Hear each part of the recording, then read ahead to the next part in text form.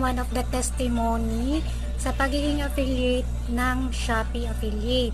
So ito, basahin natin. Worth 5K after 3 months in Shopee. Di ko akalain makakabili ako ng ganito.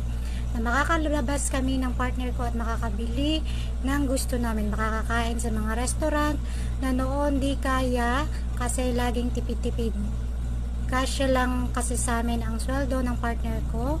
Malayo pa pero malayo na. Grabe, thank you Lord sa blessing. Kahit pa konti-konti naiipon naman.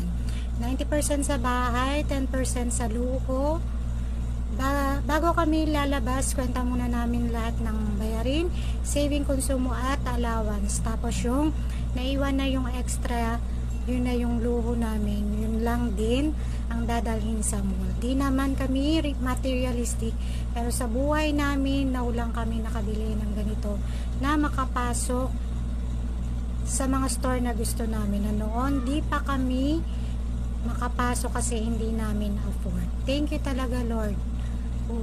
Ayan, one of the testimonies. So manifesting na tayo din maging ganito din in the future. So thank you Lord. Yan, palaging mag thank you sa lahat ng blessings na kakamit natin. Yun lang guys, thank you for watching.